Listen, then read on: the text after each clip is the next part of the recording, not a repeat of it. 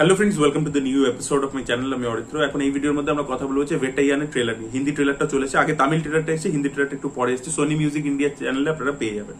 এবার এই ছবিটা হিউজ একটা স্টার কাস্ট রয়েছে। ডিরেক্টর এর আগে জয় ভীম বানিয়েছে, তাই জন্য আমার ছবিটা থেকে এক্সপেকটেশন আছে। এর যে টিজার একটা এসেছিল সেটা আমার ভালো লেগেছিল, কারণ সেখানে রজনীকান্তের সোয়াগটাকে প্রেজেন্ট করছিল। এবার রজনীকান্তের ছবি, রজনীকান্তের দেখুন একটা ব্যাপার আছে, রজনীকান্ত কিন্তু খুব বড় অভিনেতা, তিনি কিন্তু ফিল্ম স্কুল থেকে পড়া অভিনেতা। হ্যাঁ, এবং তার প্রথম দিকের কিছু ছবি আছে, হয়তো অনেকে দেখেনি, মানে হিন্দি ডাব তো নয় সেগুলো। মুল্লু মালরম বলে একটা ছবি আছে, ভাই বোনের সম্পর্ক নিয়ে, খুব ভালো পারফরমেন্স। এবার কালী বলে একটা ছবি আছে, খুব ভালো পারফরমেন্স। তো এরকম কিন্তু রজনীকান্ত যে কেরিয়ারের প্রথম দিকে অভিনেতা সত্তাটা তার বেরোতো। তার পরবর্তীতে যেটা হয়েছিল যে তিনি কমার্শিয়াল ছবি করতেন, স্টাইল ইত্যাদি, সেগুলোর উপরই বেশি ফোকাস, এবং সেগুলো প্রচুর চলেছে এবং ইন্ডাস্ট্রিকে নেক্সট লেভেলে নিয়ে গেছে। তার পরবর্তীতে কিছু ডিরেক্টররা তার অ্যাক্টর সত্তাটাকে বার করবে সাকসেসফুল হয়েছে। পিএ রঞ্জিত তার মধ্যে কিছু দুটো ছবির মধ্যে করেছেন, কিন্তু সেই ছবিগুলো কিন্তু বক্স অফিসে খুব একটা সফল হয়নি।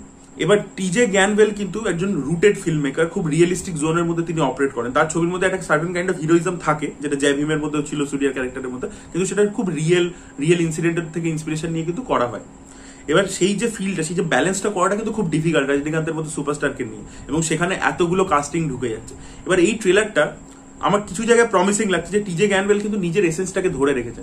এই ট্রেলারটা কিন্তু পুরোটা কিন্তু রজনীকান্তের স্টারডামটাকে কিন্তু কেটার করে না। টিজারে কিন্তু তার স্টাইল সোয়াগ দিয়ে পুরো জিনিসটা দেখিয়েছিল, এখানে কিন্তু জিনিসটাকে কিন্তু ফোকাস করা হয়েছে গল্পটার উপর, যে গল্পটা কি হতে চলেছে।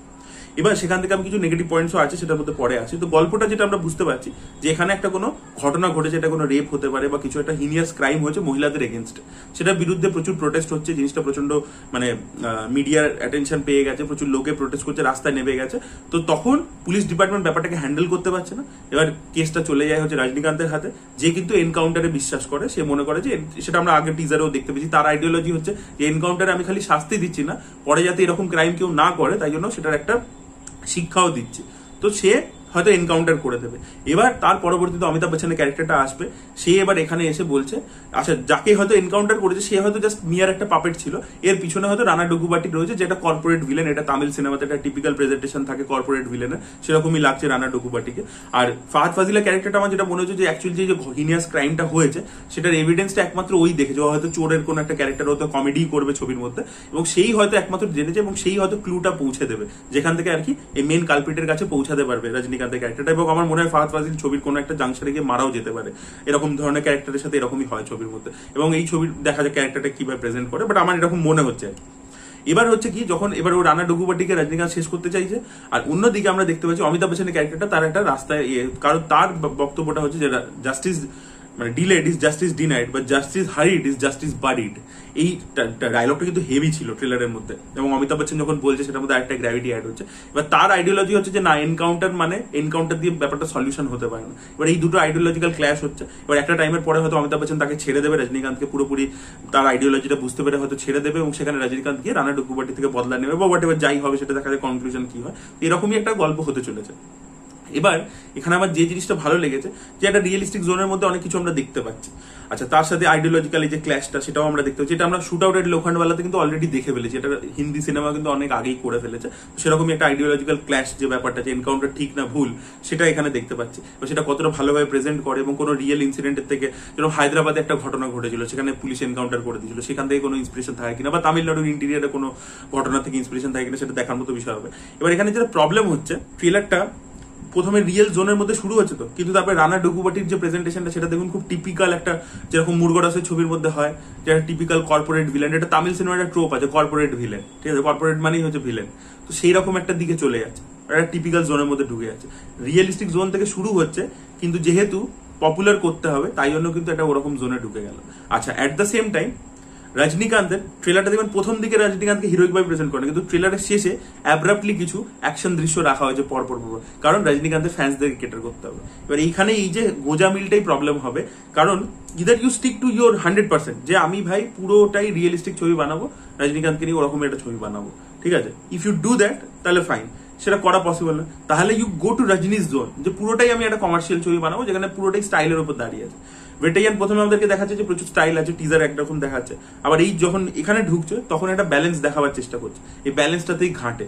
পিএ রঞ্জিত কিন্তু খুব ভালো ডিরেক্টর, সারপাট্টা পারাম্বারাই আপনারা দেখে নিন, কিন্তু সে যখন কাবালি বানিয়েছে বা কালা বানিয়েছে সেই লেভেলে কিন্তু এই দুটো ছবি কিন্তু ইম্প্যাক্ট ক্রিয়েট করতে পারেনি। রজনীকান্ত আছে বলে হিউজ একটা বিজনেস তো করেছে, সেটা আমি বলছি না, কিন্তু এই ছবিগুলো কিন্তু তামিল সিনেমা মনে রাখবে না। ওর যে সারপাট্টা ছবিটাকে যেভাবে মনে রাখবে, বা ও যে অন্য ছবিগুলো করেছে, মাদ্রাস যে করেছে, বা আত্মাকাট্টি বলে যে ছবিটা করেছিল রঞ্জিত প্রথম ছবিটা, তার যে ইম্প্যাক্ট আছে সেটা যেভাবে লোকে মনে রাখছে, এই দুটো ছবি মনে রাখছেন। কারণ কালাও কিন্তু এই ব্যালেন্সটা করতে পারেনি। কালা বাকি ছবিটা চলছে হচ্ছে পুরোটা রঞ্জিতের জোনের মধ্যে, একটা ব্রিজের ওপর অ্যাকশন সিকোয়েন্স হচ্ছে, সেটা হচ্ছে রজনীকান্তের জোনের মধ্যে।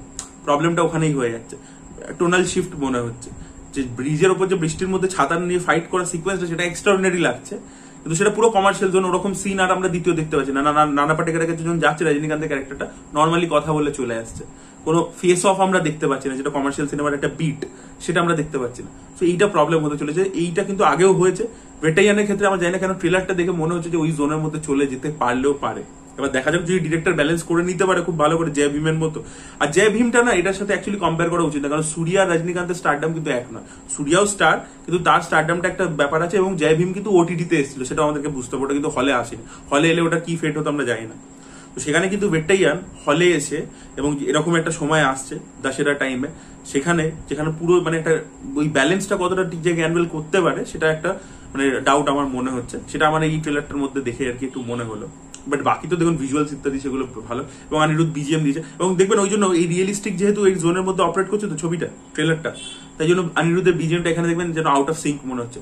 অনিরুদ্ধের বিজিএম কোথায় ওয়ার্ক করে, যেখানে হচ্ছে পুরো জিনিসটা স্টাইলের উপর দাঁড়িয়ে আছে, সেটা কিন্তু টিজারে ওয়ার্ক করছিল, বা যে র্যাপ সংটা বেরিয়েছিল, কিন্তু এখানে যাচ্ছে না, বেমানার লাগছে, কারণ জোনটা হচ্ছে পুরো রিয়েলিস্টিক জোনের মধ্যে অপারেট হচ্ছে। তো রজনীকান্ত ডায়লগ দিচ্ছে, এ করছে, কখনো হিরোইজম কখনো রিয়েলিস্টিক, কখনো হিরোইজম কখনো রিয়েলিস্টিক, এই ব্যালেন্সটা কিন্তু করাটা খুব ডিফিকাল্ট। দেখা যাক করতে পারে কিনা। মানিরত্নম এক সময় করেছিলেন, দেখা যাক, লেটস সি কি হয়। আপনাদের বক্তব্য অবশ্যই কমেন্টে জানাবেন। এই ভিডিওটা ভালো লেগে থাকলে লাইক করুন, শেয়ার করুন, চ্যানেলটি সাবস্ক্রাইব করতে ভুলবেন না। Bye bye.